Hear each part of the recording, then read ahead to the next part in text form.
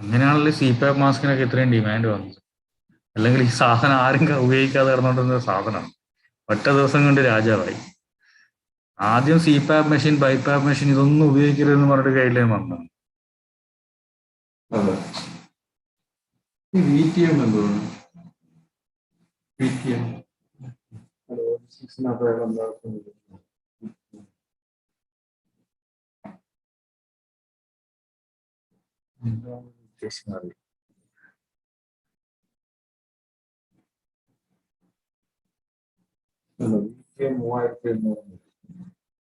ഇത്രയും വേണമെന്ന് പറയട്ടെ.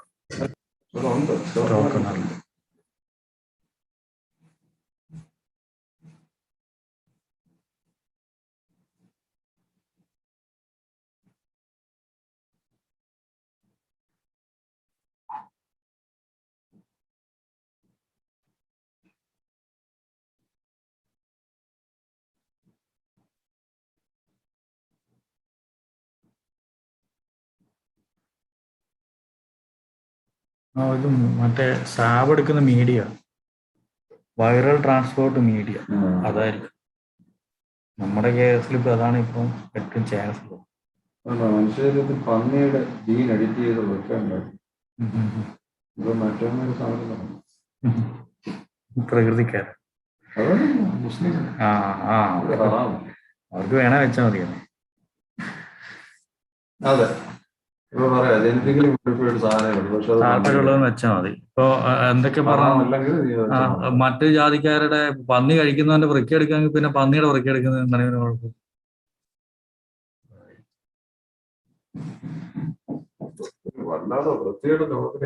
പിന്നെ വളരെ മോശമാണ്.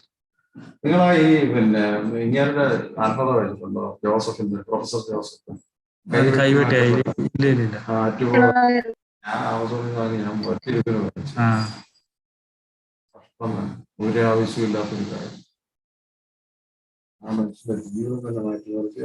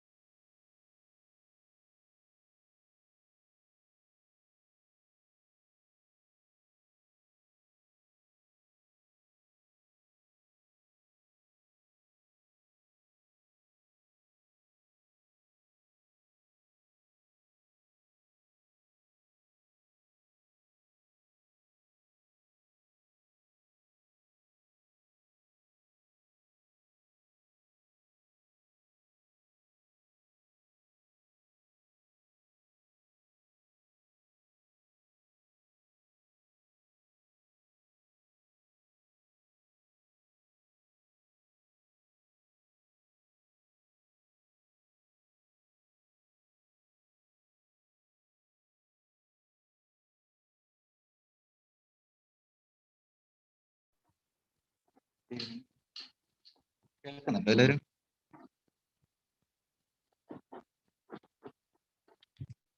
കേൾക്കുന്നുണ്ടായിരുന്നോ?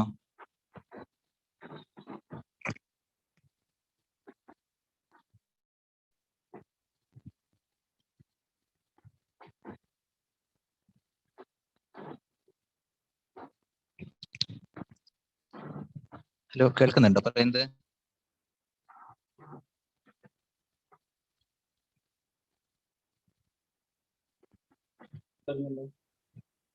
കേൾക്കുന്നുണ്ടോ? ഓക്കെ. ഈ സ്ക്രീൻ ഷെയർ ചെയ്യാൻ പറ്റുന്നില്ല, എന്തോ കാര്യം. അതുകൊണ്ട് ഞാനിത് എന്തായാലും വീഡിയോ ആയിട്ട് കാണിച്ചു തരാം. Today's topic is malabsorption syndromes. അറിയാലോ, എത്ര പേരുണ്ട്? എല്ലാവരും ഉണ്ടോ? പ്രസന്റ് ആണോ? ഉണ്ട് സർ. ഓക്കെ, പിന്നെ നമുക്ക് തുടങ്ങാം. മാലബ്സോർപ്ഷൻ syndrome. What is malabsorption syndrome? Actually, before going to malabsorption syndrome, we should see the normal absorption. What are the absorption pattern in our GIT, gastrointestinal tract? So for that, the first one we are studying about the bile acids. You know that bile acids are a group of substances which are usually not in our diet, but that should be synthesized by our liver by the catabolism of the cholesterol. And these bile acids may be primary or secondary. And the primary bile acids means these bile acids which are exclusively synthesized from the in the liver from the cholesterol. And the secondary bile acids are synthesized from these primary bile acids, and that is from in the intestinal bacteria from the colon. And the primary bile acids we know are the cholic acid and cholic acid. Secondary bile acids are the deoxycholic acid and lithocholic acids. And finally, they will be conjugated to taurine and then become taurocholic acid or glycine, glycocholic acid, like that. And after that only they are secreted into the duodenum. This is the normal function or the normal secretion of the bile. That means that from the liver, the bile acids are produced from the cholesterol, and then they are secreted through the bile. And from that, they are reabsorbed mainly from the ilium. So these secretion from the through the bile is via the taurine or glycine salts of these bile acids, and they are going to the jejunum and finally to the ilium, and from the ilium they are again coming back to the liver. That is known as the enterohepatic system or enterohepatic circulation of the bile acid. We know that around 0.5 gram of bile acids are daily synthesized, and 0.5 gram of bile acid excreted through colon, and the total pool is 4 gram. So the synthesis and the excretion are almost matching each other. So after this this absorption from the ilium, the remaining bile acids are going to the colon and they are excreted. Some part of this bile acids are again reabsorbed from the colon, and finally all others are excreted. And this is the same thing. Bile acids are primarily secreted from the liver into the duodenum and absorbed from the ilium through a sodium dependent process.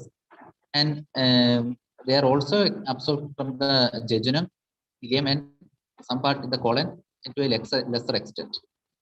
And finally, these bile acid entering into the colon, they are conjugated bile acid, conjugated to taurine and glycine, but they are deconjugated by the colonic bacteria. And after deconjugation, they are again absorbed. And that finally, some of the around 0.5 gram per day is going out through the fecus. And again, this circulation is coming. That is known as the enterohepatic circulation. So what are the defects we can see in this bile acid problem? As I said earlier, there is synthesis of bile acid that is in the liver. So if there is any decreased hepatic function, the synthesis is affected, like that in the case of cirrhosis. And next is the secretion. So after synthesis, it is secreted through the bile.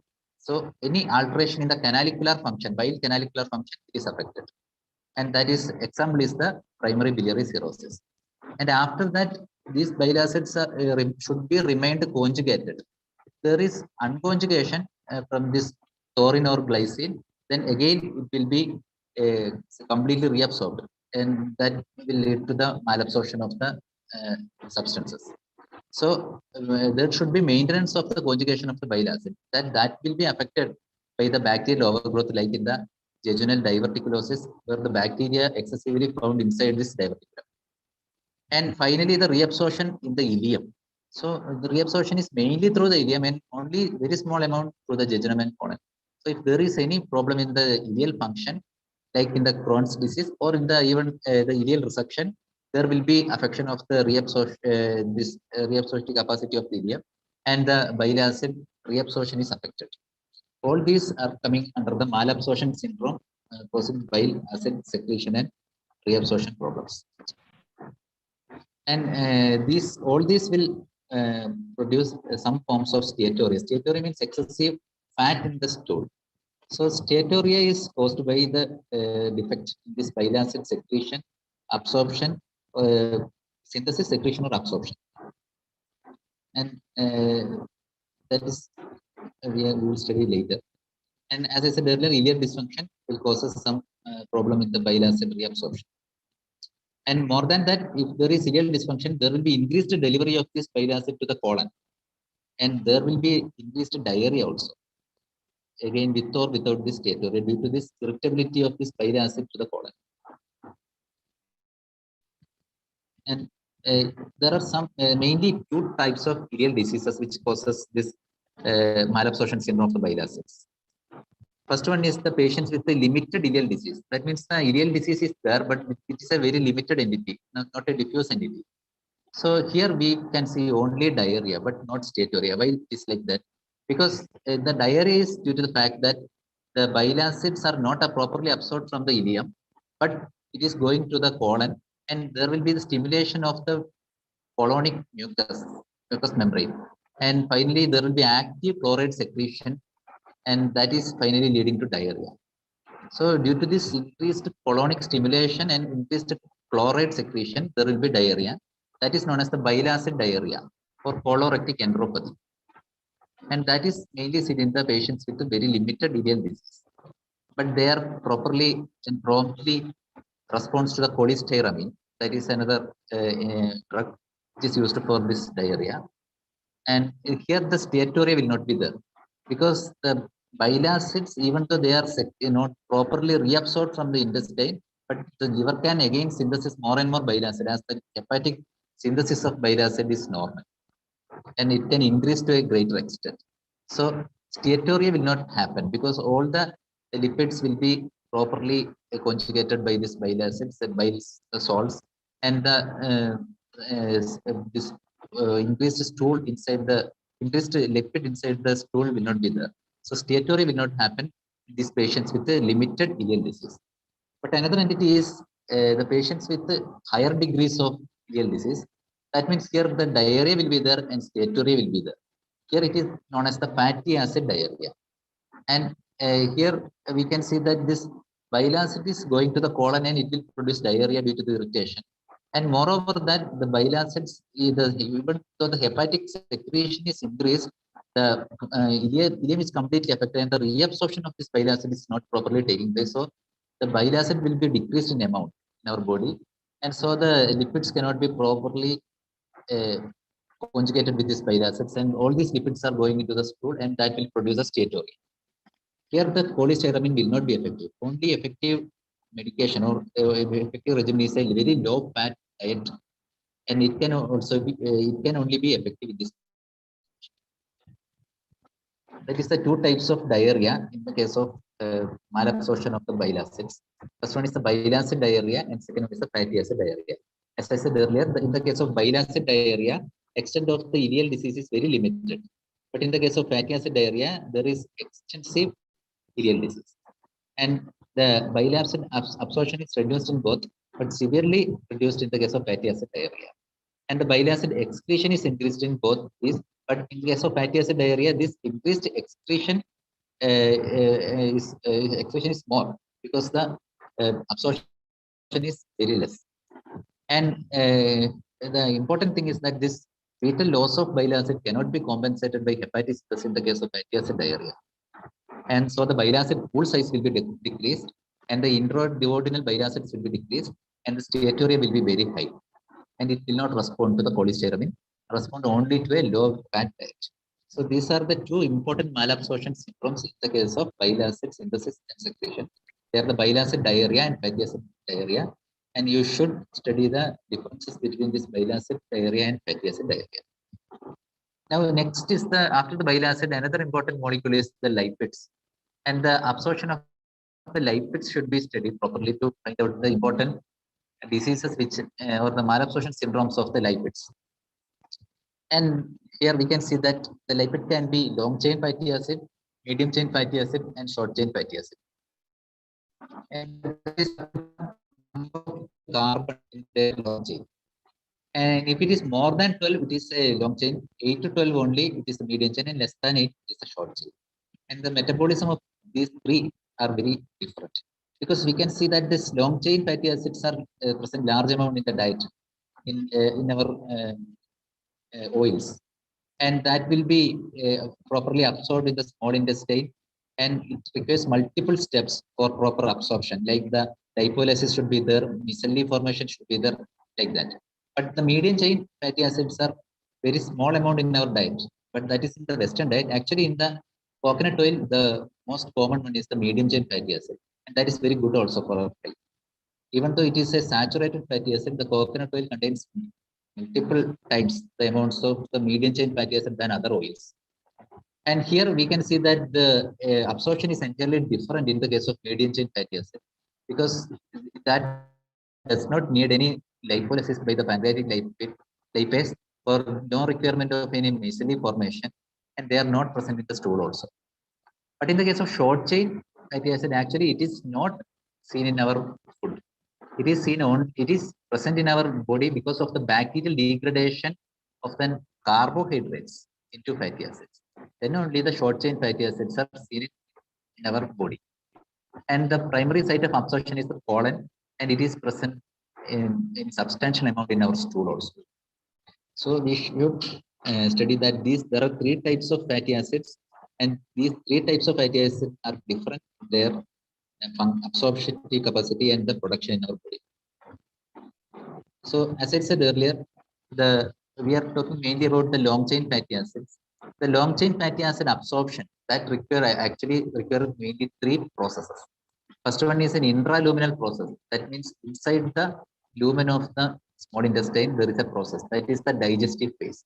Second one is the mucosal process or absorptive phase. That is seen in the mucosa of the small intestine. That is inside the epithelium of the small intestine, not in the lumen.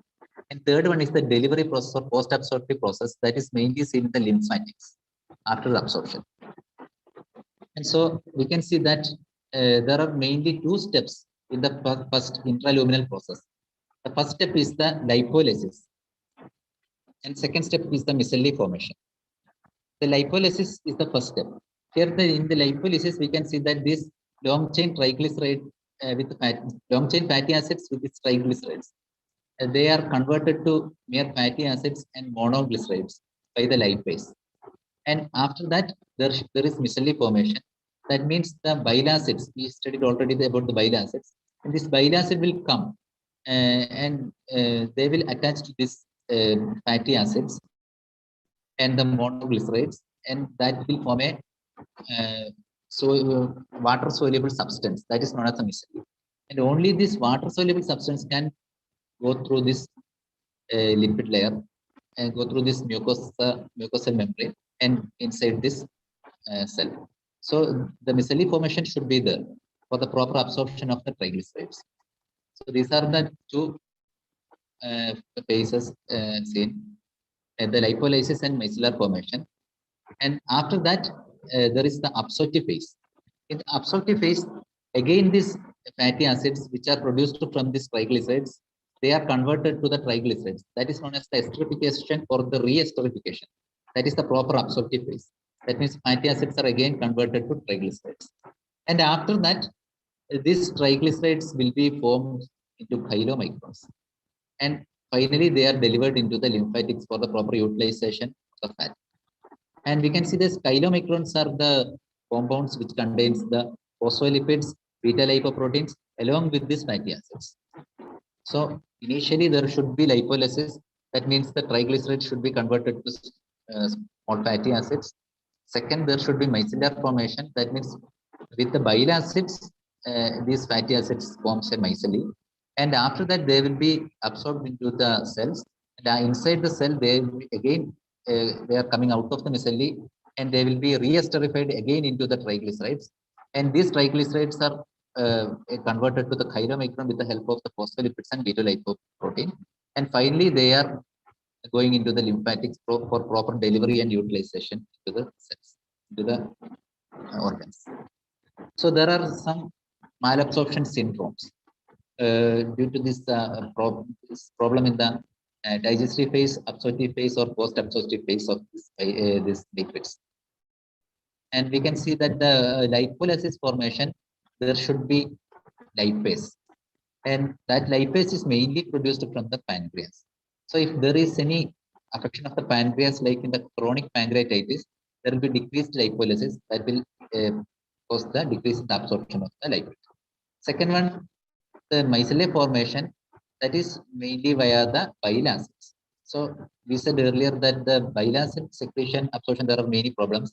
All these problems will impair the micellar formation and finally lead to the decreased absorption of the lipids. And the mucosal uptake and reesterification is the absorptive phase. So if there is any dysfunction of the mucosa, like in the celiac disease, that will again become a problem in the lipid absorption. And post-absorptive phase, there will be chylomicron formation and delivery from the intestine. For the chylomicron formation, there should be beta lipoproteins. As I said earlier, the chylomicrons are the compounds which are produced by the lipoproteins along with the fatty acids.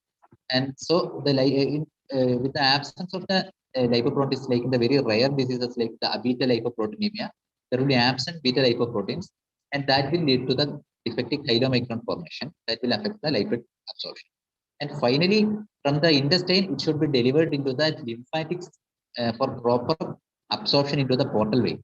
So if there is any intestinal lymphangiectasia or a block in the lymphatics, that will produce some sort of lipid malabsorption. So all these are the causes of lipid malabsorption. This is again the detailed presentation. That means, as I said, with the initial step, that for the initial step, actually these lipids are lipids should be properly emulsified. That is done by the mastication and gastric contraction without our knowledge. And after that, the lipolysis by the lipase, and initially it will be the lingual and gastric lipases, but they are very less, only 20 to 30% of the total lipolysis is by stomach only. After that, the most important one is the pancreatic lipase. And we can see that the gastric lipase is active at a optimum pH of 4.5 to 6. But the duodenum, this pancreatic lipase is active only above the only in the pH above 7, and it is inactivated by a pH less than 7. So proper pH maintenance is also necessary for the proper absorption of the lipids. And we know that this improper or impaired lipolysis finally leads to steatorrhea, because the absorption of the lipid is affected. All these lipids are excreted through stools, and there will be increased stool lipid content of the stool, that is known as steatorrhea. So it is seen in the chronic pancreatitis in adults and cystic fibrosis in adolescents. And in the case of gastrinoma, if the patient is having gastrinoma, around 15% of the patients will be having steatorrhea due to altered lipolysis, because of the fact that this gastric production in the case of gastrinoma will produce so much acids in the stomach, so that all these acids will also go to the duodenum. And in the duodenum, if the pH is less than 7, what happens is that the pancreatic lipase cannot act properly. So due to the increased secretion of the this gastric acid, the pancreatic lipase will not be able to act properly, and that will lead to steatorrhea. And we can see that there is a water layer above the cells in the mucosa. So this water layer should be pierced by this lipid. That is impossible without the formation of micelle. And these micelle are formed for the proper absorption of the lipids through this water layer. And here we can see that due to the presence of this water layer, there is increased chance of steatorrhea due to decreased mycelium formation, as in the case of problems with the bile acids. And again, the uptake and reacidification process also affected, as I said earlier, the case of celiac disease, because the mucosa is not maintained properly in celiac disease. And again, in the beta lipoproteinemia and also in acanthosis, all these the beta lipoproteins are absent. And in these diseases, we can see that there is associated steatorrhea and decreased absorption of the lipid due to the decreased formation of chylomicrons. So this is the diseases, as I said earlier. Lipolysis formation, mycelium formation, mucosal uptake and reacidification, chylomicron formation, delivery, all can be affected by some or other diseases, and this all will produce some malabsorption syndrome of the lipids. But in the case of medium chain triglycerides, it is another entity. Medium chain triglycerides, they actually does not need any chylomicron formation, and there is no need of any direct lymphatic absorption. All these are actually not needed for this medium chain fatty acids or medium chain triglycerides. So their rate of absorption is very high. And after that also they are not again reacidified. They are directly absorbed like the medium chain fatty acids. And that does not need any chylomicron, and they are directly entering into the portal vein and no need of any lymphatics. So all these diseases which are affecting the lipid absorption problems, if we are using the medium chain fatty acid, we can cure all these diseases. Next is about a few words about the carbohydrate absorption. We can see that in our food, the carbohydrates are mainly seen as starch, disaccharides, and monosaccharides. And the main monosaccharide is the glucose. Actually, these carbohydrates are absorbed only in the small intestine. And before that, the starch, that means starch is a polysaccharide, and disaccharides, all these should be converted to monosaccharides for proper absorption. For that, the starch and disaccharides first digested by the pancreatic amylase and intestinal fresh water disaccharides and disaccharidase, and these convert these starch and disaccharides to monosaccharides. After that, the monosaccharides are absorbed via a sodium dependent process by the brush borders as GLUT1, that is the receptor. So starch and disaccharides cannot be absorbed as such. They should be converted to monosaccharides, either glucose, mannose, galactose, like that. They should be converted to monosaccharides, and only after that they are absorbed. And the most important malabsorption syndrome of the carbohydrate is the lactase deficiency or lactose intolerance. There are mainly two types of lactose intolerance or lactase deficiency. It can be primary or secondary. Primary means it is genetically determined, and it can be seen in many patients that the lactase is deficient, and there is no other abnormality in the absorption of any other micro or macronutrients in these patients. So they are simply allergic, or they are not able to properly absorb lactose, and they are lactose intolerant. No other abnormalities seen, and it is genetically mediated. But the secondary lactase deficiencies means that there is no primary defect, and it is due to some other secondary cause, mainly small intestinal mucosal disease, like in the case of celiac disease, and other enzymes, freshwater enzymes and transport processes are also affected. So there will be a defective absorption of other micro or macronutrients along with the lactase deficiency. That means lactose intolerance. So there is primary and secondary lactose intolerance. Primary lactose intolerance means only the lactose is affected, all others are normal. And secondary means that is due to the mucosal disease, and along with the other micro and macronutrient absorptive defect, there will be defective of the lactose absorption. And as I said earlier, the lactose intolerance is a common disease which can be seen in many of the adults. In the newborns, actually, there is in most of the newborns, the lactase is normal.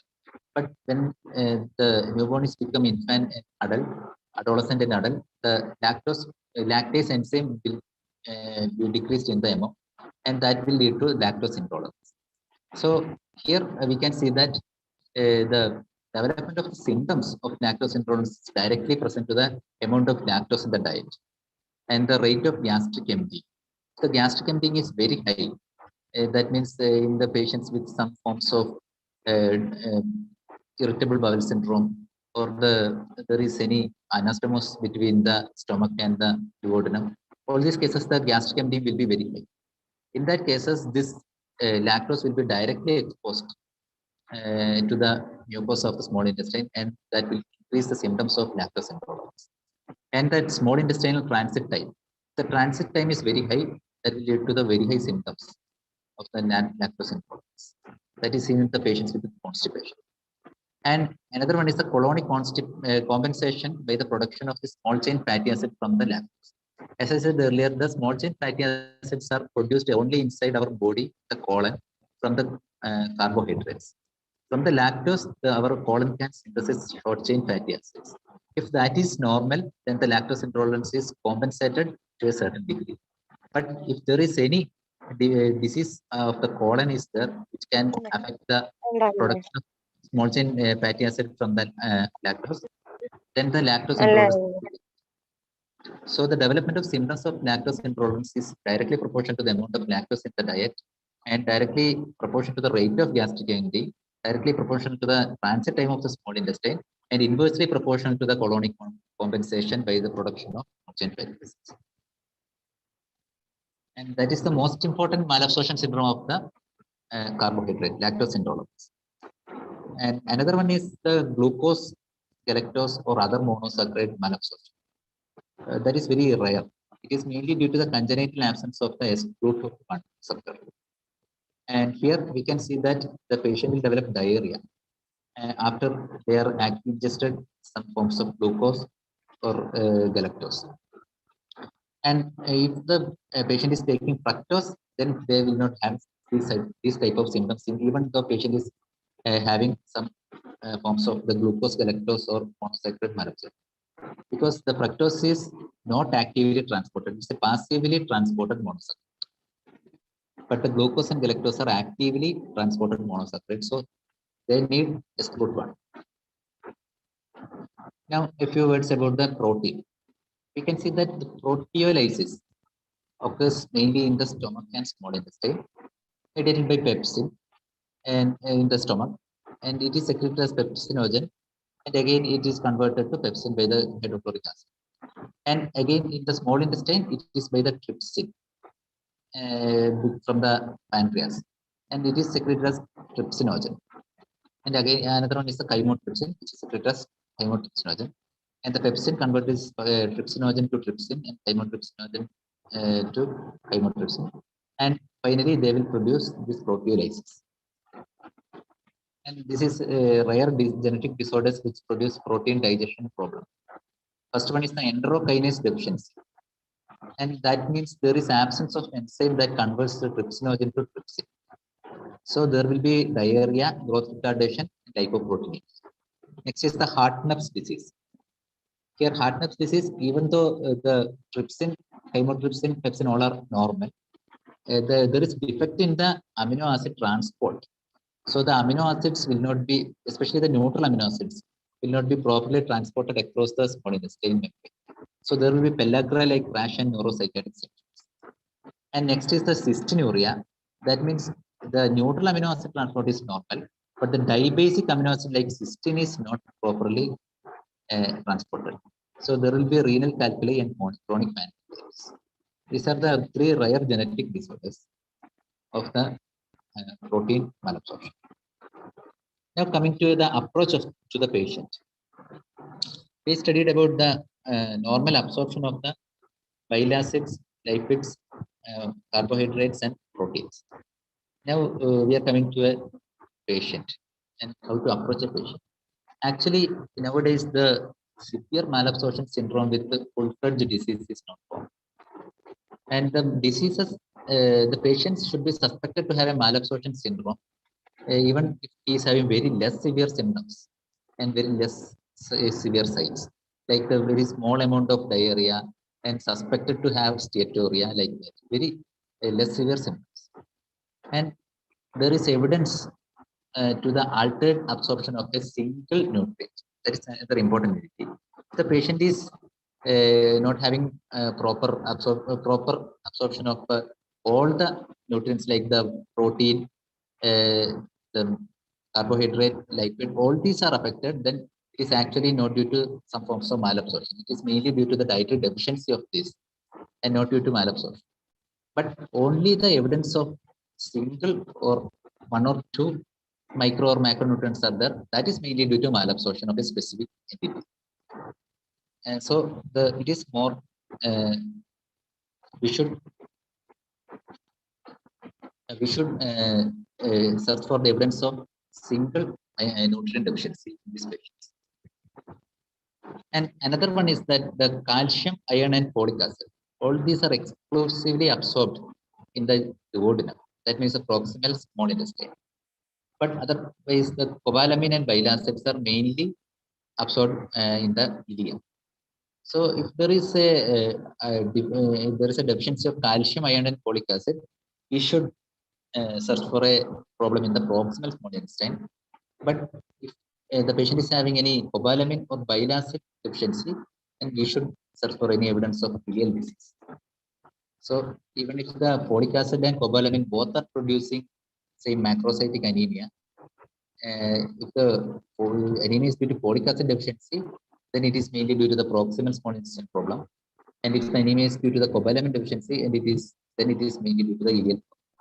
But in the case of glucose, amino acids, and lipids, it is absorbed throughout the small intestine. So this type of localization is not possible. And another feature is the steatorrhea. If the patient is having steatorrhea, it is very difficult to identify the specific cause.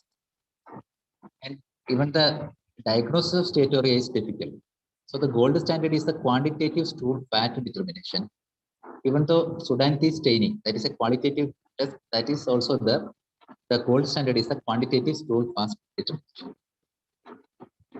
And another other investigations we should send in a patient with possible malabsorption syndrome include the complete blood count.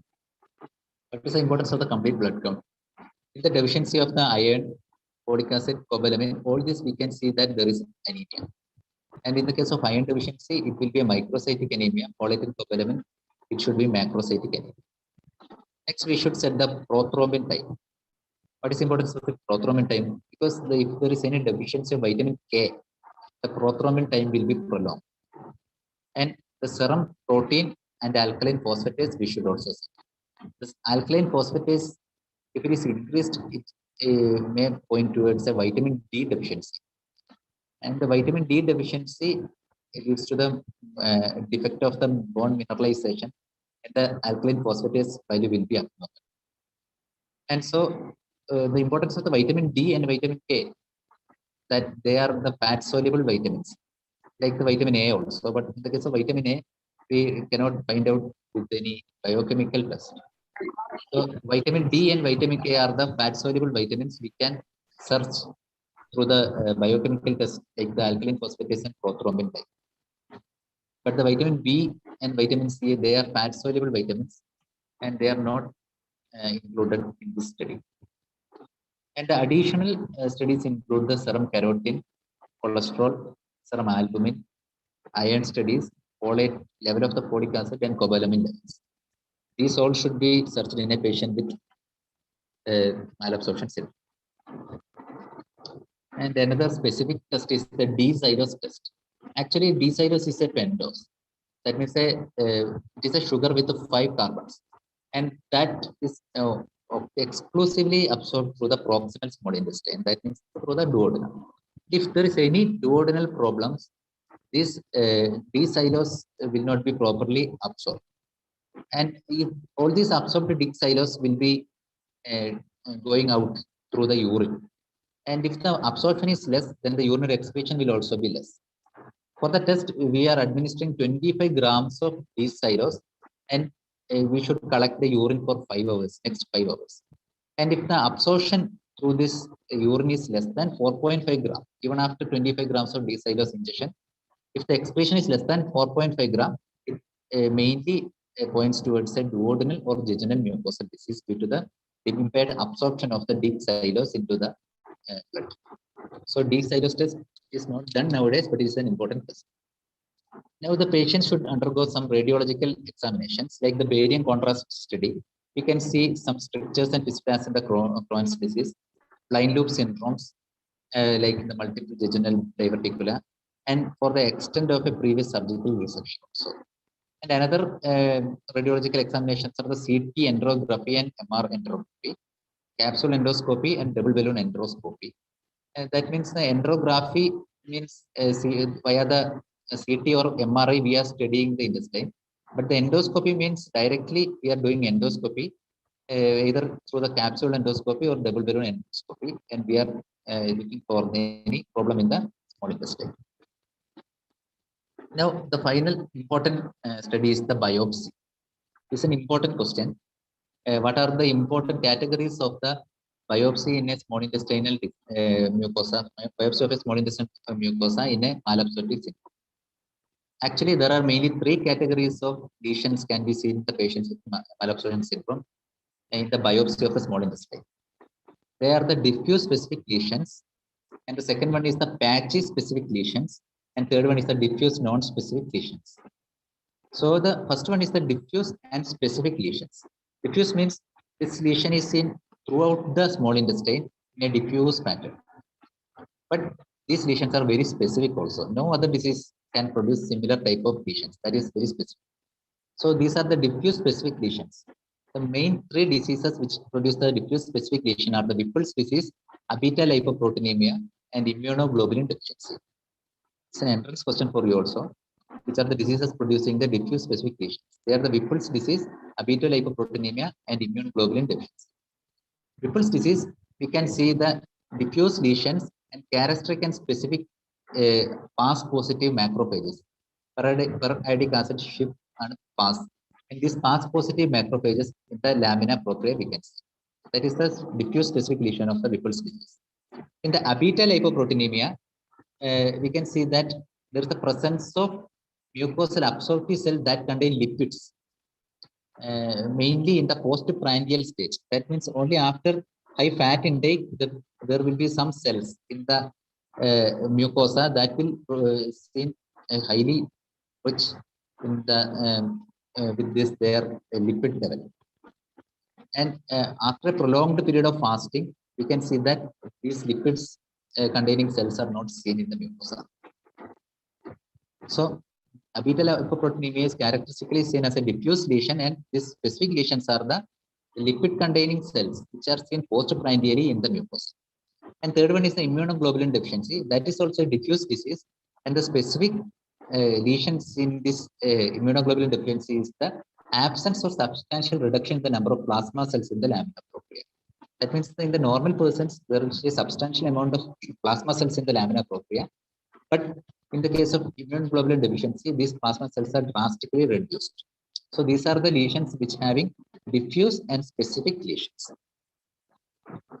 And these are the next type. That means the lesion is specific, but it is only patchy, not diffuse. Throughout the intestine, they are not seen. Instead, they are seen as a patchy lesion in the multiple areas of the small intestine. They are the intestinal lymphomas, lymphangiectasias, eosinophilic gastroenteritis, Crohn's disease, and amyloidosis. Here the problem is that if we are taking a biopsy in another site, it may be a normal biopsy. Only from the lesions we are taking the biopsy, we can see these changes. But in the case of diffuse disease, if we are taking a blind biopsy also, it will show some abnormality. But in the case of patchy disease, if we are lucky enough to get the patchy lesion, it will not produce any abnormality in the biopsy if we are taking it blind. For that, we should take the biopsy from the specific lesions. So these are the lesions, patchy specific lesions. They are the intestinal lymphomas, lymphangiectasias, eosinophilic granuloma, Crohn's disease, and amyloidosis. Lymphoma, we can see malignant lymphoma cells. Lymphangiectasia, dilated lymphatic seal. Eosinophilic granuloma, eosinophilic infiltration seal. Crohn's disease, we can see that multiple cryptapses like that, but they are submucosal and they are actually skip lesions. That means they are not continuous. And in the case of amyloidosis, amyloid deposition can also be seen in the congruent state. So these are the patchy specific lesions. And next is the diffuse non-specific lesions. These are the diffuse lesions. We can see the lesion in any part of the small intestine. They are diffuse lesions, but they are not specific to a disease. In the case of celiac disease and tropical screw, there we can see some villus atrophy, some increased production of the crypts like that. Villi will be atrophied and crypts will be hypertrophic. But that is not a specific entity for any of the disease. That can be seen in the celiac disease, the tropical screw, anything like that. So it is a diffuse disease, but not specific lesions. It's the chart. Diffuse specific weapons, agammaglobulinemia, beta lipoproteinemia, and patchy intestinal lymphoma, lymphangiectasia, eosinophilic granuloma, amyloidosis, Crohn's disease, infection, and mastocytosis. Diffuse non-specific, mainly celiac disease and tropical screw. You should study the example of these three types of lesions. And another, that is about the biopsy of the small intestine. And we should also search for the exocrine pancreatic function. And that is abnormal in the chronic pancreatitis. And in the case of patients with steatorrhea, we should search for the pancreatic exocrine functions, like serum amylase and serum lactase. That all should that all tests we should do. And another one is a secretin test. It's the only test that measures pancreatic exocrine function directly. Secretin is the potent stimulus of the pancreatic secretion. Exocrine secretion of pancreas secretion. Secretin is a potent stimulator. So we are directly intravenously administering this secretin. After that, we are collecting the pancreatic secretion by the duodenal intubation through endoscopy. And we are searching for the normal pancreatic secretion inside the duodenal intubation. And we are looking for the stimulation of these secretions after the secretin is injected. That will give a rough idea about the exocrine pancreatic function, the secretin test. You should study the name of the test. That's about the approach to a patient. Now we can study 2 or 3 diseases, specific diseases which can produce malabsorption. And we can easily skip through these diseases. First one is the short bowel syndrome. What is short bowel syndrome? Actually, we are resecting one part of the small intestine that will produce a short small intestine, that is the short bowel. Only rarely it is congenital. Otherwise, in all cases, it is a resection of the small intestine that will produce a short bowel. And the factors determine the symptoms actually include the specific segment which is resected. As I said earlier, the proximal or distal segment is resected. From the proximal segment, the main absorption is for the iron, calcium, folic acid. The distal, it is mainly for the cobalamin and bile acid. So we are dissecting the which segment, like the proximal or distal segment, the manifestation will be different. And the length of the resected segment, the integrity of the ileocecal valve. You know that the ileocecal valve is a valve which is between the ileum and the cecum. And actually, this ileocecal valve acts as some barrier for the entry of the food from the ileum to the cecum. So if the ileocecal valve is not there, the ileal food materials directly go to the cecum. And that will produce increased irritation of the cecum and produce increased diarrhea. So if the ileocecal valve is not there, the diarrhea will be very high amount. So the integrity of the ileocecal valve is another factor which determines the degree of symptoms. And whether the large intestine is also removed. If the large intestine is removed, the diarrhea will be very severe because most of the water components are absorbed from the large intestine, and if it is not properly cannot be absorbed, then the diarrhea will be very high in amount. And the residual disease is another factor. And finally, the adaptation of the remaining intestine. What is adaptation? That means if the one segment of the small bowel is resected, the other parts of the small intestine will take over the function of the resected segment. but that will take some time. That is known as the adaptation. If the adaptation is very small or very less, then the remaining intestine cannot properly contribute to the function of the resected segment, and that leads to the severe deficiency of the nutrient. So the adaptation that in both structure and function, that will take up to 6 to 12 months. For that, we should stimulate the remaining part of the intestine with continued intake of the dietary. So we should not avoid the nutrient and avoid the calorie. We should continuously take, even though it is absorbed very slowly. And the enteral nutrition should be there, not only parental nutrition. And this is the problem with the resection of the ileocecal valve. That means the increased bile acid entering into the colon, and that will irritate the colon, and that will produce watery diarrhea. And the intestinal transit time is also decreased, so the absorption will not be not as easy as possible. And the presence of the colon, if the colon is normal, then there will be less diarrhea, because this most of the monosaccharides or the carbohydrates can be converted to small chain fatty acid inside the colon. That is not possible if the colon is resected.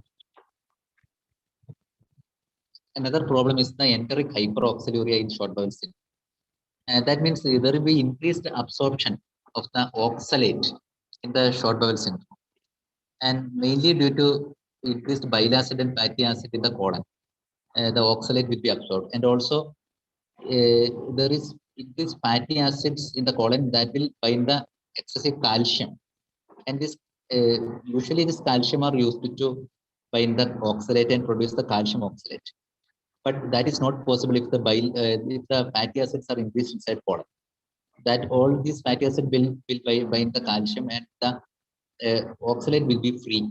So all these oxalate will be again taken into the systemic circulation, and finally leads to hyperoxaluria. And this hyperoxaluria will lead to the oxalate stones. That is another problem with this short bowel syndrome. And this polystyrene and calcium, they can reduce this hyperoxaluria. And the another problem is that there will be gastric hypersecretion if we are resecting the small intestine. That is mainly due to the increased gastrin level and decreased hormonal inhibition. The gastric hypersecretion will be there. And there is possibility of diarrhea and steatorrhea. As I said earlier, the diarrhea means there is increase in gastric secretion, that is finally leads to the volume overload.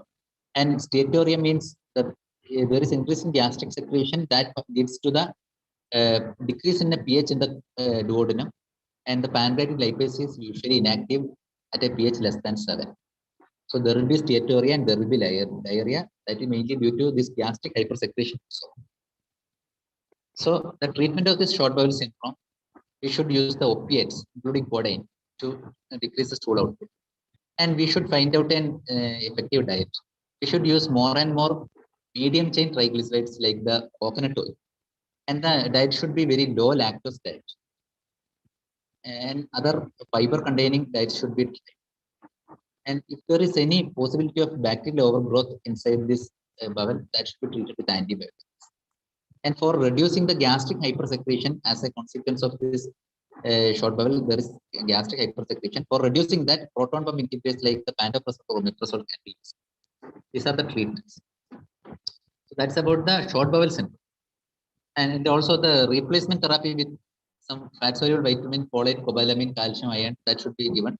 And finally, the newer modalities of treatment like the small intestinal transplantation or some GLP-2 analog like teduglutide, that can be used in the patients with the small bowel syndrome.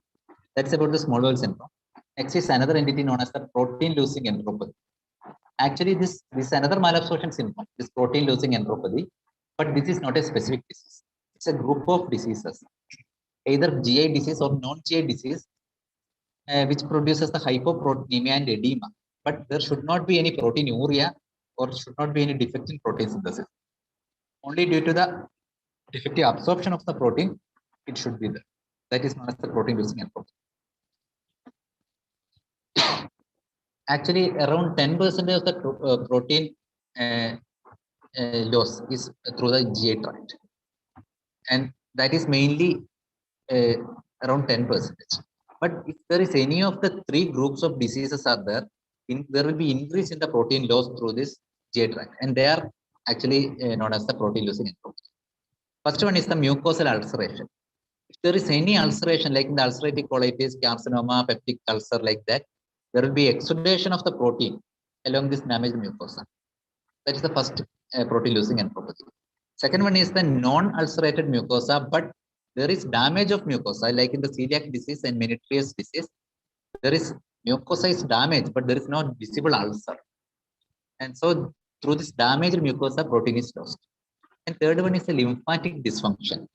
And for the protein absorption also, lymphatic should be properly functioning. If there is any dysfunction of the lymphatics, then the protein will be lost. So these are the three protein losing enteropathy: mucosal ulceration, non-ulcerated mucosal diseases, and lymphatic dysfunction. And the diagnosis, as I said earlier, through the peripheral edema and low seroalbumin and low serum globulin level in the absence of renal and hepatic diseases. And the albumin and globulin both should be decreased. Not only not a single entity like the decreased albumin or decreased globulin should be there. Both the albumin and globulin, both these proteins should be decreased. Then only we can consider protein losing enteropathy. Otherwise, only if it is a hypoalbuminemia, we should think more in favor of a chronic liver disease. And in the case of hypoglobulinemia, we should think more towards some immunoglobulin deficiency diseases. But if there is both albumin and globulin, both are equally affected, then we should think about the protein losing enteropathy. And the treatment is mainly to the underlying process like the peptic ulcer or the Crohn's disease, like that. And only after that, this protein loss will be improved. And another malabsorption syndrome specific entity is the bacterial overgrowth syndrome, otherwise known as the stagnant bowel syndrome or blind loop syndrome. It is mainly due to the proliferation of bacteria within the small intestine. Actually, we know that this colon is having multiple types of bacteria, and they are known as normal colonic bacteria.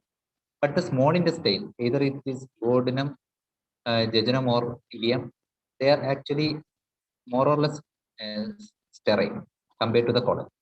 And if there is any transmigration of the colonic bacteria into the small intestine, there will be some problems, and they are known as the bacterial overgrowth syndrome. And this bacterial overgrowth syndrome will be presented as diarrhea, steatorrhea, and macrocytic anemia. This is the triad of bacterial overgrowth syndrome. Diarrhea, steatorrhea, and macrocytic anemia. The diarrhea, you can see that is maybe due to steatorrhea itself, or maybe due to some of the enterotoxins produced by the colonic type of bacteria. And these enterotoxins will produce fluid secretion and diarrhea inside the small intestine. That is about the diarrhea. Steatorrhea is mainly due to the impaired micelli formation, and intraduodenal concentration of the bile acids are decreased. You know that the bile acid is secreted through the duodenum, and the proper duodenal mucosa without any colonic bacteria should be there for the proper secretion and reabsorption of the bile acids. Otherwise, if the bacteria is there, all the bile acids will be deconjugated, and the deconjugated bile acids are easily reabsorbed even before they are entering into the ileum. That means the micelli formation will be affected if the colonic bacteria is seen inside the small intestine. So there will be impaired micelli formation, and intraduodenal concentration of the bile acids are reduced. That will produce steatorrhea. And the macrocytic anemia is very important. It is mainly due to cobalamin deficiency and not due to folate deficiency. Why? Because most of the bacteria require cobalamin for their growth. So if the cobalamin in our food will be taken up by this bacteria, and there will be cobalamin deficiency.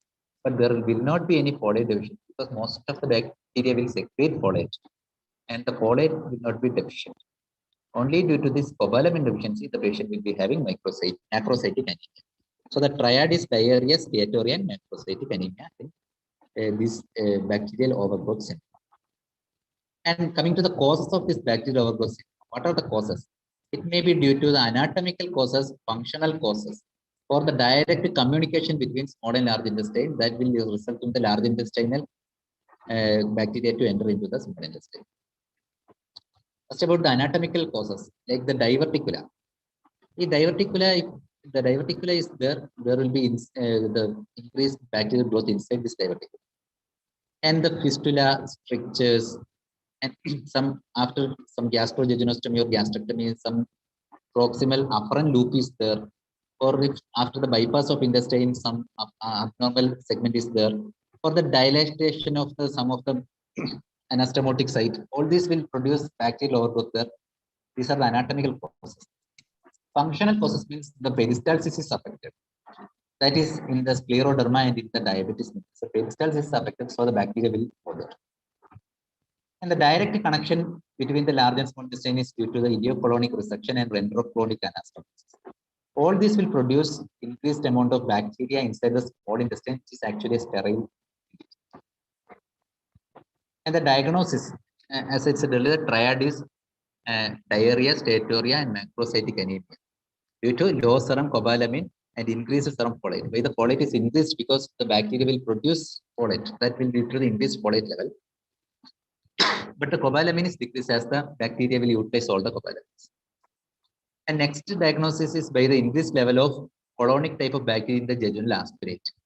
And another rarely used diagnostic technique is hydrogen testing with administration of lactose. The hydrogen will be increased if the colonic bacteria is seen inside the small intestine. Coming to the treatment, if it is a surgically correctable condition, it should be surgically corrected. If it is a functional disease and no surgically corrected condition is there, or even after the surgically corrected condition is corrected, if there is any further bacterial overgrowth, we should use the broad spectrum antibiotic like the tetracycline, metronidazole, oxclav, rifaximin, cephalosporins. All this can be used. Antibiotics should be given at least for 3 weeks or until the symptom subsides. And if the recurrence is there, frequent recurrence is there, we should use the antibiotic for 1 week in a month. And again, next month, we should use it for 1 week. That should be continued indefinitely, even if the patient is having no symptoms, but the patient is having frequent recurrences. Antibiotics for 1 week per month should be used. That's about the this blind loop syndrome or the bacterial overgrowth syndrome. So we actually studied about main 3 entities like the short bowel syndrome. We studied about that, and the blind loop syndrome or the stagnant disease, and third one is the protein losing enteropathy. And those are the main 3 diseases which contribute to the malabsorption of the micro and macronutrients. And another one is the tropical screw. Tropical screw is the 4th disease.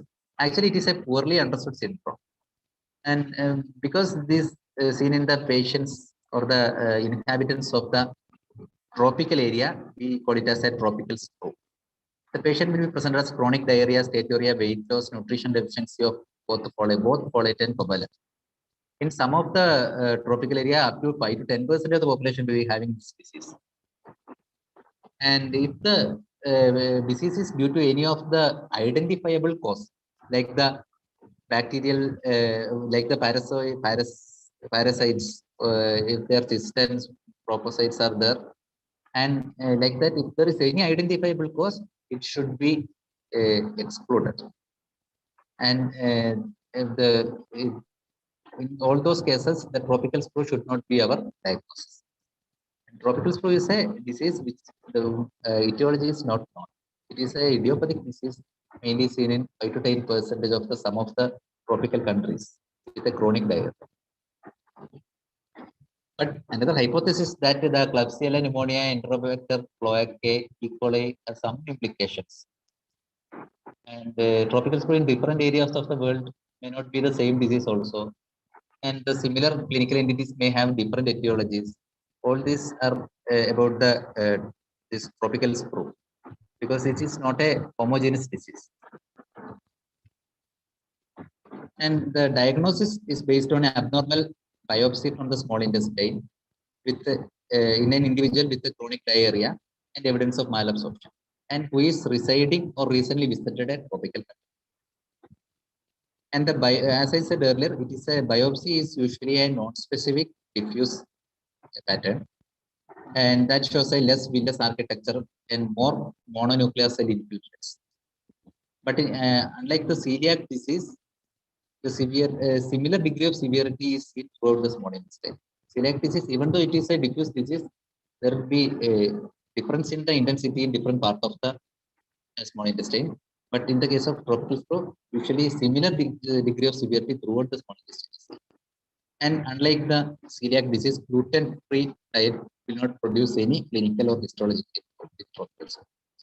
So that's about the tropical flow, entity which is not, the etiology of which is not easily identifiable, which is considered as an idiopathic disease, which is mainly in the patients in tropic countries, and which is should not be, which is not able to be treated with a gluten-free diet. So, and most often the disease is curative with the broad spectrum antibiotic and folic acid administration. And the tetracycle is the broad spectrum antibiotic used for up to 6 months with the folic acid. And that is about the fourth disease, tropical sprawl. Next is another malabsorption syndrome, that is the Whipple's disease. Actually, this Whipple's disease is not considered as a simple malabsorption syndrome. It is a multi-system disease, and the cause is identified now. It is a bacteria known as the Trophirema whippli. So Trophirema whippli is the organism which produces the Whipple's disease. It is as I said earlier, multi-system disease with the CNS and cardiac problems, along with the diarrhea, steatorrhea, weight loss, and arthralgia will be there. And as I said earlier, the hallmark is the presence of fast-positive macrophages in small intestine. And the onset is very insidious by diarrhea, steatorrhea, abdominal pain, weight loss, along with the large joint arthropathy, fever, ophthalmic and CNS manifestation. But the product complication is dementia, and there is mainly seen in the middle-aged white men. And the dementia is a very poor prognostic sign, and steatorrhea will be there due to small intestine mucosal and lymphatic obstruction. And the tissue biopsy of the small intestine can be done, and other organs can also be done. If there is affection of liver, the liver should be biopsied. If not, heart, eyes, CNS, synovium, everything we can take a biopsy, and we can see the presence of fast-positive macrophages containing characteristic small bacilli. Actually, the presence of the small bacilli outside this macrophage should also be there for the proper diagnosis of the Whipple's disease. But we can see most of the times we can see the characteristic small bacilli inside the macrophages. And the treatment is very important. It is a prolonged use of antibiotic. First 2 weeks we should use the IV antibiotics like ceftriaxone or meropenem, followed by oral or trimoxazole twice daily for up to 1 year. And if there is any recurrence, especially dementia is there, it is an extremely poor prognostic sign. If the trimethoprim, sulfamethoxazole or cotrimoxazole is not tolerated, chloramphenicol can be used. So it is an infectious disease. The only known entity in this malabsorption syndrome is the Whipple's disease, which is due to Trophirema whippli, and that is the single disease entity which is causing malabsorption. The final disease is the celiac disease, and it is the most important one also.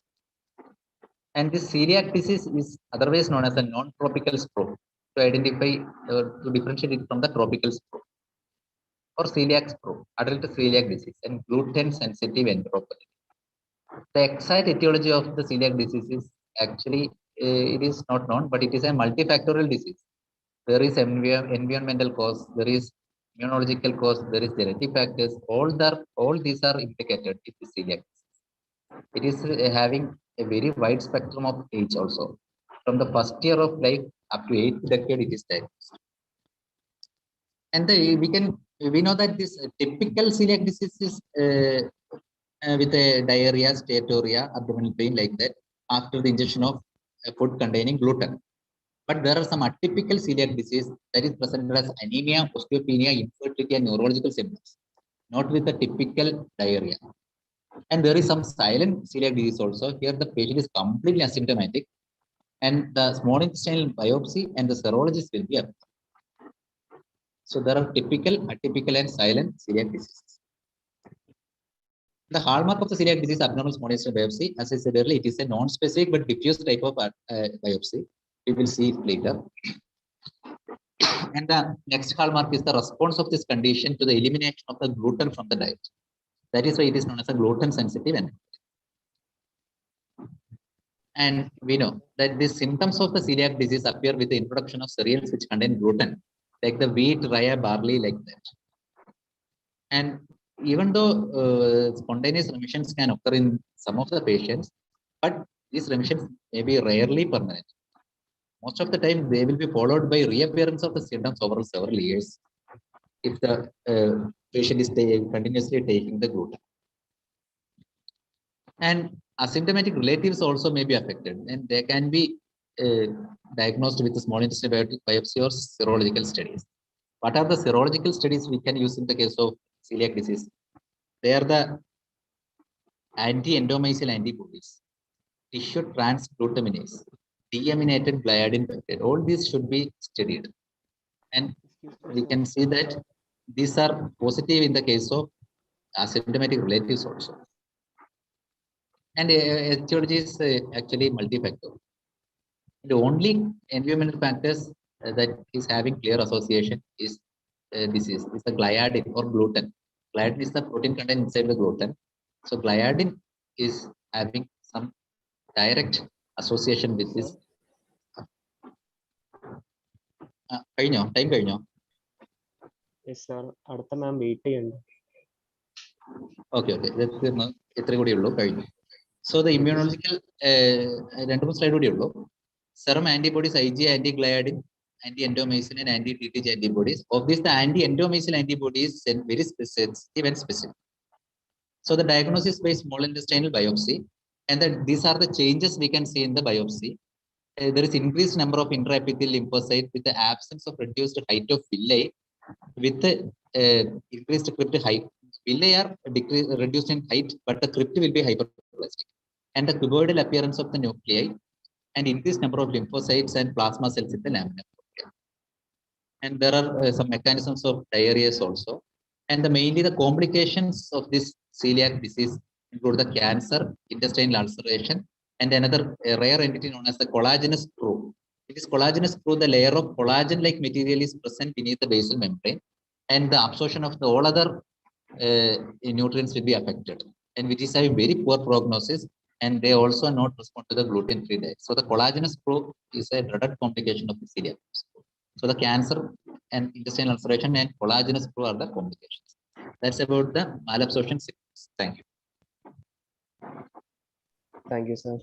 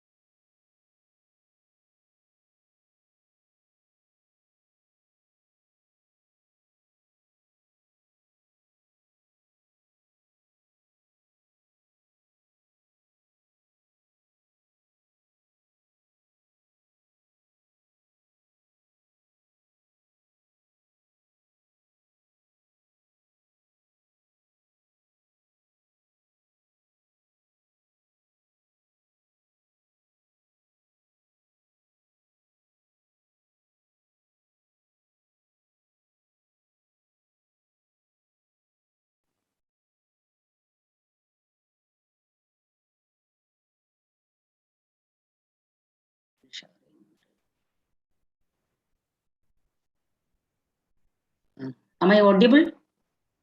Yes, ma'am. Okay. Slide on the ശരിയാക്കോട്ടെ.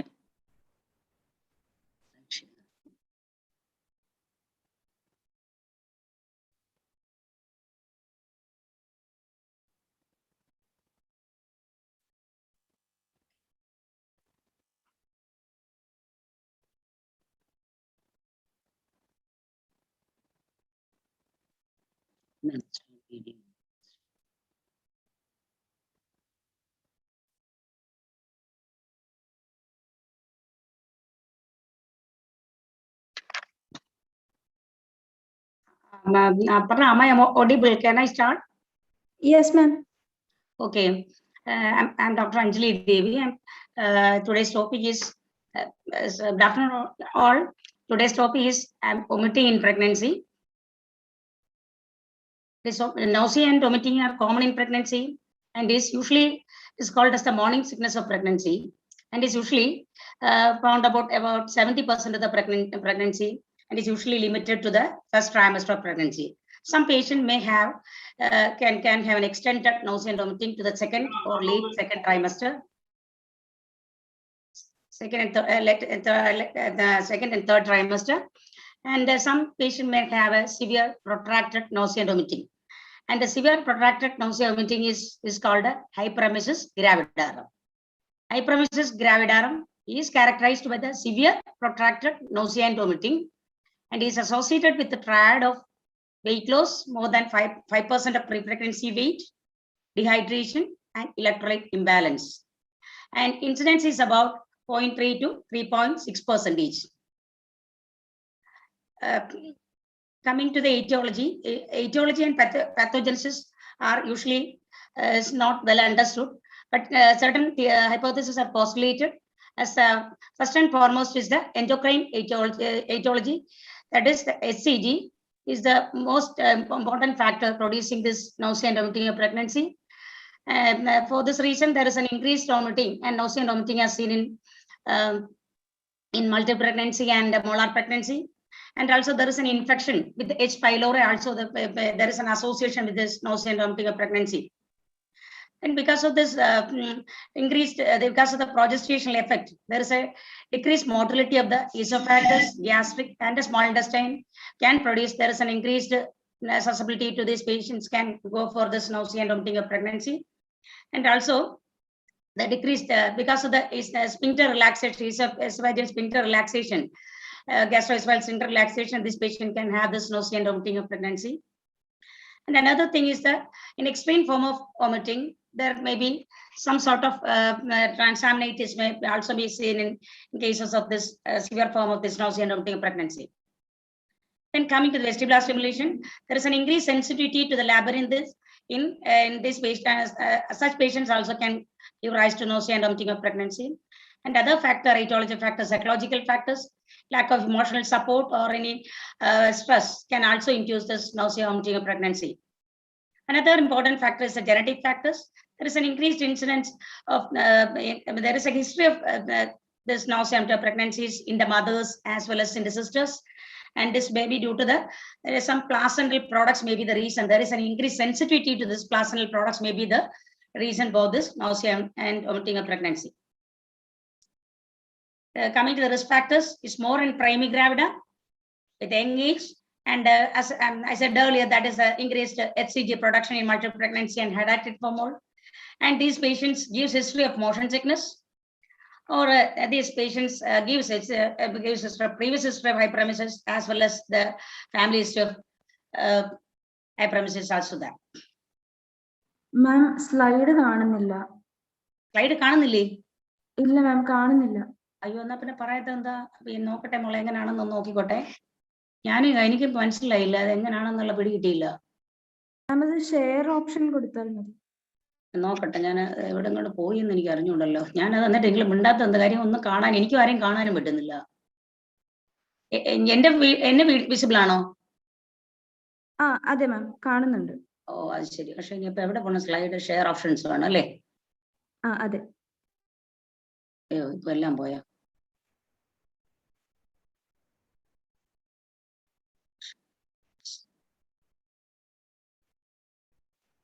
നോക്കട്ടെ. എനിക്ക് ഒന്നാമത്തെ കാര്യം ഇന്ന് ഞാൻ escape അടിച്ചിട്ട്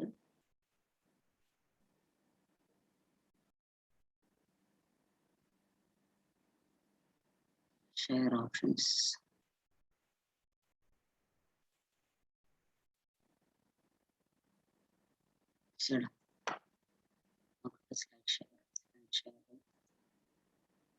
സ്ലൈഡിലാണ് ഇട്ടിരിക്കുന്നത്, പക്ഷെ slide വരുന്നില്ല എന്ന് തോന്നുന്നു. നോക്കട്ടെ, ഒരു സെക്കൻഡ്, ഞാനൊന്ന് വെയിറ്റ് ചെയ്ത് നോക്കട്ടെ. വെച്ച് കഴിഞ്ഞാൽ ഒന്നും തന്നെ ഹെൽപ്പ് ചെയ്യാനും ആരുമില്ല.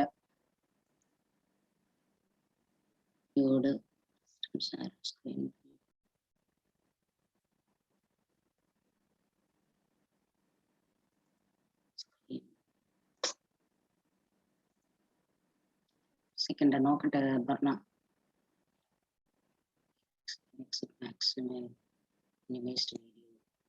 ഓക്കെ, സ്ലൈഡ് ഷെയർ നോക്കിക്കോട്ടെ. ഞാൻ എന്ന് വെച്ച് കഴിഞ്ഞാൽ എന്നെ ഹെൽപ്പ് ചെയ്യാനും വരില്ല. ഞാൻ ഐ മീൻ മൈ ഹൗസ്. നോക്കട്ടെ, സ്ലൈഡ് ഷെയർ എവിടെ ബോട്ടമിലാണ് സ്ലൈഡ് ഷെയർ കാണുന്നത്? എവിടെയാണ്? ഞാൻ സ്ലൈഡ് താഴെയാണ് കാണുന്നത്. താഴെ നോക്കട്ടെ, ഞാൻ സ്ലൈഡ് ഓപ്പൺ ചെയ്തിട്ടിരിക്കുകയാണ്. മാം സൂമില് താഴെയായിട്ട് ഷെയർ ഓപ്ഷൻ ഉണ്ട് മാം. സൂമില് താഴെ നോക്കട്ടെ, നോക്കട്ടെ. സൂമില് വേർഷൻ എന്നല്ലേ വിടുന്നുള്ളൂ.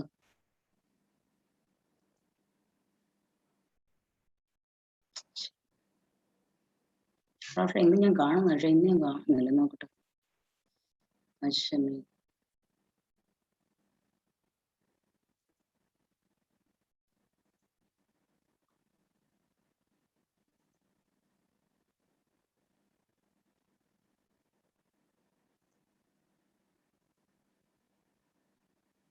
സൂം മീറ്റിംഗ് വഴിയാണ് ഞാൻ കയറിയത്. ജോയിൻ സൂം വഴി കേൾക്കാമോ? ഓഡിബിൾ ആണല്ലേ? പക്ഷെ ഇവിടെ കൂടെ കയറണം എന്നുള്ള കാര്യം പിടിയിട്ടുണ്ടല്ലോ. മീറ്റിംഗ്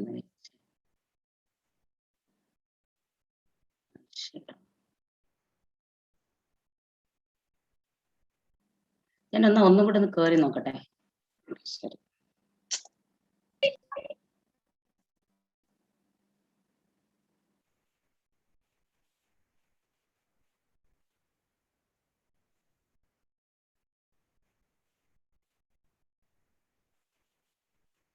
ഞാൻ ഒന്നും കൂടെ ഒന്ന് മീറ്റിംഗ് ലീവ് ചെയ്തിട്ട് കയറി നോക്കാമേ. Okay ma'am. അപ്പൊ ചിലപ്പോ ശരിയാവും. ഞാൻ നോക്കട്ടെ.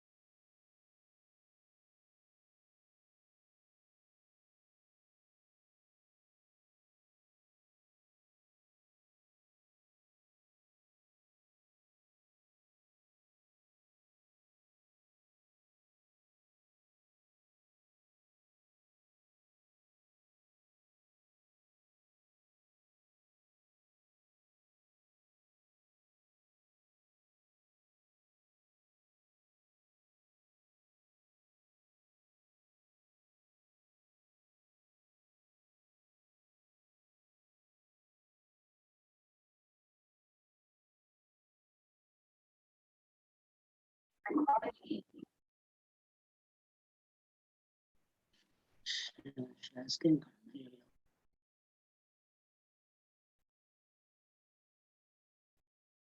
ഷെയർ സ്ക്രീൻ മാത്രം.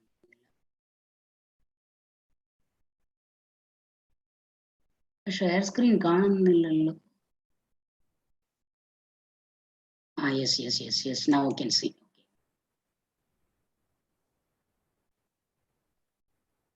Share. ഇപ്പൊ കാണുന്നുണ്ടോ?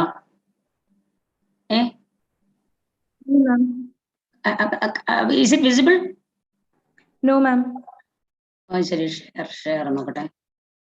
ഇപ്പോഴേ is it visible now? ഇപ്പൊ വിസിബിൾ ആണ്. വിസിബിൾ ആണ്. Okay.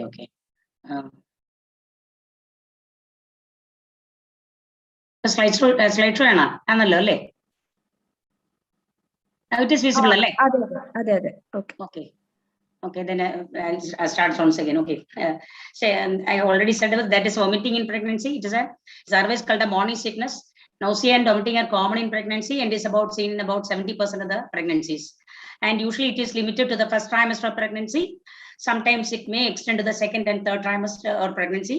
And such cases, there is a chance for this baby can go for intrauterine growth restriction due to the severe malnutrition and all. And also the extreme form of this nausea and vomiting in pregnancy is called a Hyperemesis Gravidarum. It is characterized by the severe protracted nausea and vomiting associated with the triad of weight loss more than 5% of pregnancy weight, and dehydration and electrolyte imbalance, and the incidence is about 0.3 to 3.6% of the cases. There is etiology and pathogenesis are not still clear, but there are certain hypotheses are postulated. And first and foremost, it's endocrine, that STG is found to be a factor associated with this nausea and vomiting of pregnancy. And that shows that there is an increased incidence of this nausea and vomiting of pregnancy is seen in multiple pregnancy and molar pregnancies. And there is a more incidence, there is an association with H. pylori infection. H. pylori infection and this nausea and vomiting of pregnancy. And because of this progestational effect, there is a decreased motility or dysmotility of the esophagus and stomach and intestine. There is an increased incidence of nausea and vomiting of pregnancy. And also this relaxation of the gastroesophageal sphincter also can produce this nausea and vomiting of pregnancies due to this progestational effect.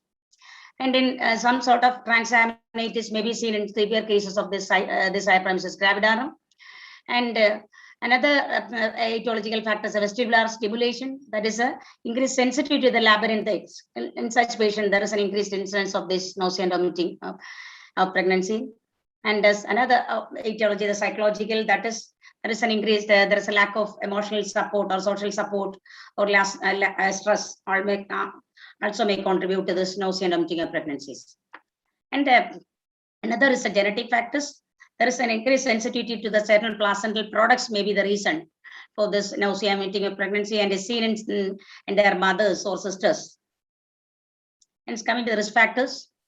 It is there is an increased incidence seen in the primary gravida, young age, and multiple pregnancy and headache from mold, and history of motion sickness, and the previous history of hyperemesis, and also the history of hyperemesis in their mothers or their sisters. Coming to the pathology, because whenever there are the metabolic changes that is occurring, that is because of the severe vomiting, there may be starvation. So there is a there is a decreased glycogen stores and mobilization of this fatty acid and ketone body formation. And these ketone bodies are excreted in blood as well as in urine. And also there is because of this protein degradation, there is an increased excretion of this urea and nitrogen. And also because of the severe vomiting, patient can go for hypovitaminosis. And then coming to the other, this is the biochemical. Because of the severe vomiting, this patient can go for hypochloremic alkalosis, hyponatremia, and hypokalemia. And because of the increased dehydration, these patients can go for this. There is a dehydration can increase in. Can go for this hematocrit value can also be increased. But coming to the symptoms, usually it begins by about 5 to 6 weeks of gestation and peak around 9 to 10 weeks of gestation, and usually subside by the end of first trimester in about 70% of the cases. And by the end of 20 weeks, almost 90% will have this symptoms will be subsided. There is associated tylism or olfactory or gustatory aversion may be there.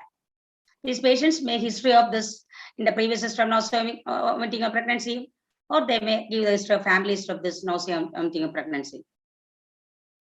The severity can be quantified by using this PUQ score, that is a pregnancy unique quantification of emesis and nausea score. And also along with that, you have to rule out other causes like hepatitis, pancreatitis, or any appendicitis or other infections also you have to be ruled out.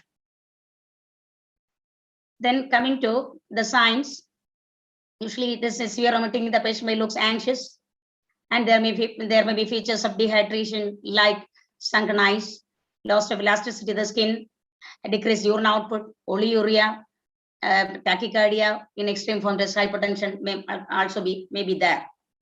And so definitely you have to look for this the patient, whether the vitals should be recorded, whether the patient is hypothermic, or definitely have to look for the pulse rate, blood pressure, SpO2, and the respiratory rate in order to know the degree of this dehydration.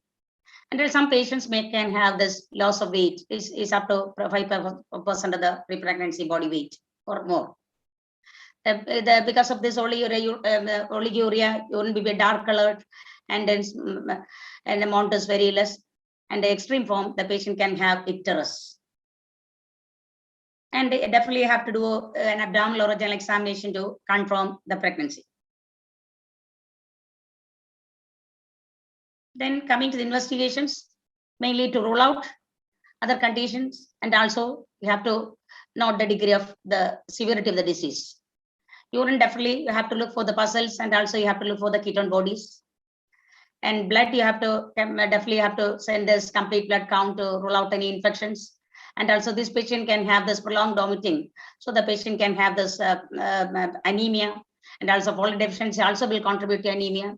Because of this dehydration, the patient can have increased hematocrit value, and the protein degradation occurs. There is also urea will be increased. And also definitely have to send these electrolytes, because there is a hypokalemia, hypochloremia, or can have hyponatremia. And in patients with the type 1 diabetes, there is a chance for this patient can go for diabetic ketoacidosis, so blood sugar should be monitored. And definitely have to rule out hepatitis by the liver function test. And this SGOT or SGPT will be very high rated in case of hepatitis-like infections, hepatitis A or B, C. And mild elevation of transaminases may be present in 50% of the patient with the severe nausea and vomiting of pregnancies. And definitely have to send for the thyroid function test, because alpha subunit of the beta HCG is mimicking this TSH. So there is a transient hyperthyroidism can occur, and usually it can be subside by 20 weeks of gestation, doesn't need any treatment. Definitely have to do an ultrasound to confirm the live viable intrauterine gestations. Along with you have to exclude multiple or molar pregnancies. Then coming to differential diagnosis. As I said earlier, this patient, there are certain infections also can mimic this along with this nausea and pregnancy. So definitely have to rule out any urinary infections or hepatitis or pancreatitis or any or any appendicitis infection to be ruled out. And certain metabolic causes like hyperthyroidism, adrenal disorders, acidosis, or uremia. And the gastrointestinal tract diseases you have to exclude is the gastroesophageal reflux, gallstones, or gastroenteritis. And also this chronic infection with H. pylori, neurological infections like multiple sclerosis or myasthenia gravis, and etiology may be due to stress or due to, or migraine. Then coming to the complications. Because of severe vomiting, the patient, I already said that the patient can have the complications like hypokalemia, hypochloremic alkalosis, or hyponatremia, or ketosis can occur. And the mechanical complications like because of the severe vomiting, the patient can have stress ulcers in the stomach, or biliary blisters in the esophagus, or esophageal rupture, or sometimes pneumothorax or pneumomediastinum. These are the mechanical complications that can occur due to this nausea and this hyperemesis. Second thing is because of the severe vomiting, this patient can have a thiamine deficiency and can produce a severe neurologic condition like Wernicke's encephalopathy is manifested as acute mental confusion, short-term memory loss, or ataxia, or nystagmus. Sometimes if you are not correct, it can go for irreversible damage, and then patient can also have folate deficiency, and subsequently can lead on to iron deficiency. And hypothyroidism, transient hypothyroidism can also occur. And because of this acute renal complication like acute renal failure can also, this patient can go for. Then coming to the management, the severity of the nausea vomiting can be classified by using the pregnancy unique quantification of emesis and nausea score. That's here we are asking a specific questionnaire. Include the symptom profile over the previous 24 hours. Is this including a well-being score also? That this index that we'll ask about the daily number of vomiting episodes and how long the patient is having nauseated per day in hours and the number of retching episodes. And the total score is the replies of all the 3 questions, and the maximum score is it's a 24-hour scoring system. And if the score is mild, that is up to 6, moderate is 7 to 12, and if you want to say it is severe, that is more than 13. This is a scoring system. That is, we are asking the 3 questions, that is prior to 24 hours. That is, how long the patient has nauseated in the last 24 hours. Is it not at all 1 hour, 2 hours, 2 to 3 hours, 4 to 6 hours, or more than like that? And also you have to ask about how many times the patient has vomited, 7 times, 6 times, like that. And also you have to ask about how many times the patient had the retching episodes. Then this is the way how you have to can decide whether the patient is having mild, moderate, or severe nausea pregnancy. Usually, the mild to moderate nausea pregnancy usually doesn't need any treatment except reassurance and frequent small meals. Suppose the patient is having vomiting, but no dehydration, you can manage that patient with oral antiemetics, oral dehydration, reassurance, dietary advice, and support. Suppose the patient is not tolerating oral fluids or drugs, definitely you have to give parenteral fluids and vitamins and antiemetics. Then coming to the lifestyle and dietary modifications, ask the patient to take the food that she likes, and also ask her to avoid offensive food when orders, and ask her to avoid over full stomach or an empty stomach, and you ask her to avoid iron supplement during severe nausea and pregnancy, and also to avoid oily, spicy, and acidotic food, and also the patient to avoid lying down after meals. Encourage the patient to eat small, frequent meals with high protein, low fat, and low carbohydrate. And oral fluids containing lemon and electrolytes at frequent intervals in small amounts. And also ask the patient to avoid the trigger factors, that is the coffee, tea, and oil, and the smell of cooking. And supportive therapy, you have to give supportive along with that. You have to reassure the patient this is self-limiting, it will not harm the baby, and also that may be effective in most of the times. And if it is not with your supportive therapy or dietary modification, then you can prescribe this medication, that is antiemetics. We'll deal with this antiemetics later on. Then alternative therapies that you can try is a psychotherapy and acupressure. Hypnosis you should not be recommended. In severe cases, definitely the patient cannot tolerate anything orally, definitely you need a hospitalization. And you have to stop oral feeding for the time being to give rest to the bowel. Then you can start with the crystalloids, that is that you can start with the ringer lactate or normal saline first, is followed by the dextrosaline until the urine become free of this ketone bodies. Never use this dextrose solution because it can precipitate the thiamine deficiency or vernix encephalopathy as well as the electrolyte imbalance. Suppose you are using this dextrose, definitely you have to add this thiamine 100 milligram along with the IV fluid, and also you have to collect the electrolytes. So the main principle here is you have to correct the dehydration by the crystalloids and the ketosis, and then also electrolyte deficit and acid-base imbalance. Once the patient is stable, you can introduce this slowly you can introduce the oral fluids. Definitely you have to see the parenteral vitamins and electrolytes. Thiamine I already discussed, that is definitely you have to give thiamine, otherwise the patient can go for vernix encephalopathy.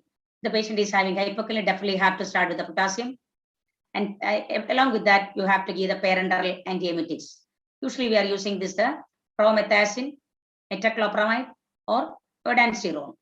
And because the patient is having a chemoconcentration and also patient is immobilized, there is a more chance this patient can go for thromboembolism. In order to prevent this thromboembolism, definitely you have to give the patient you have to give the thromboprophylaxis with a low molecular weight heparin. You can discontinue the low molecular weight heparin once the patient is discharged from the hospital. The usual antiemetics we are using is the antihistamines, phenothiazines, dopamine antagonists, serotonin antagonists, and finally last is the corticosteroids. That is the antihistamines usually we are using is the cyclizine, meclizine, promethazine, and a dopamine antagonist is the metoclopramide and domperidone, and 5-HT or serotonin antagonist of dancetrone. Phenothiazine is a propranolol or propranolol. These are the usual antiemetic drugs that usually you will use it in pregnancy. The first line antiemetics is the antihistamine, that is the H1 receptor antagonist, and another one is the phenothiazines. Suppose the one drug is not effective, definitely you can start the other, because this combination will have a synergistic action and also it has a different mechanism of action. So you can use the combination. The patient is not responding with the one type of medications.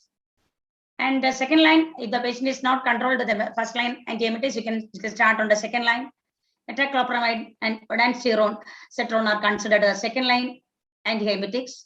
The metoclopramide is safe and effective because of the risk of extrapyramidal effects like oculogyris reflexes and all. This is considered to be the second line drug. Otherwise, it is safe and effective.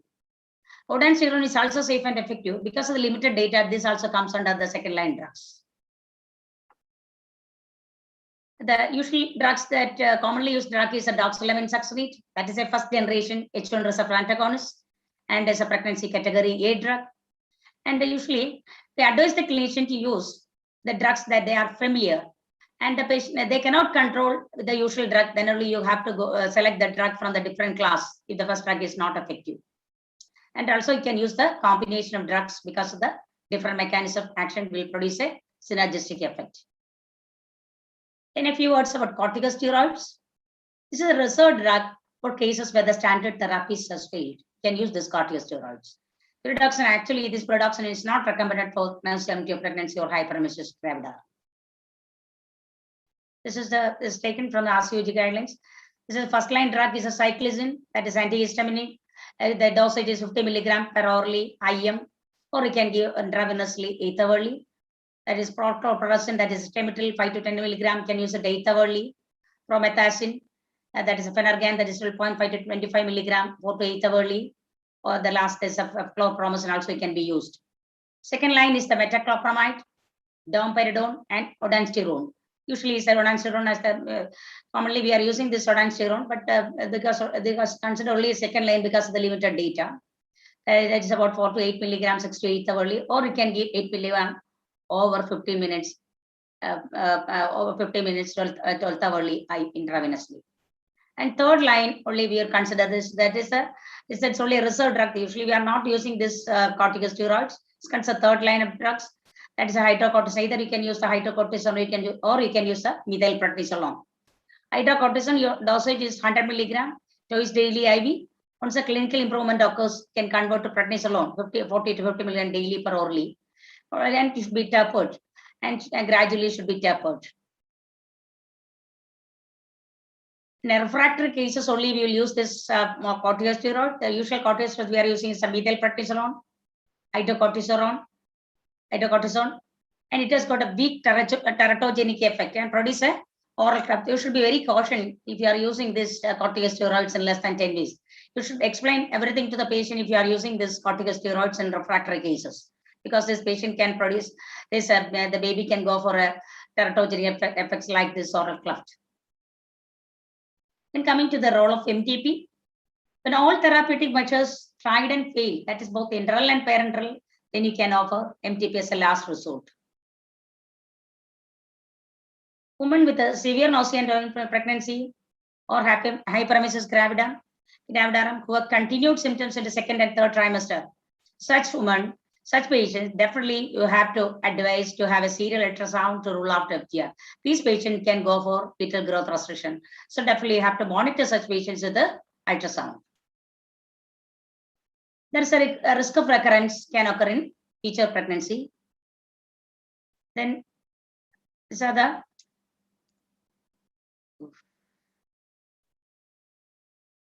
sorry. Okay.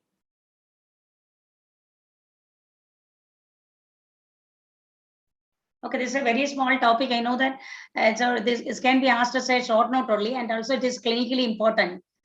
I think you this is all about this nausea and pregnancies. Anyone is having any doubts can ask the question, ask the doubts.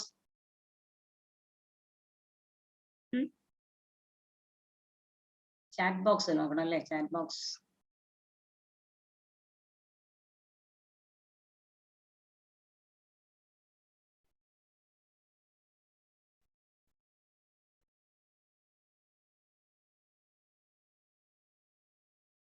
Doubts on any doubts on that? Any doubts?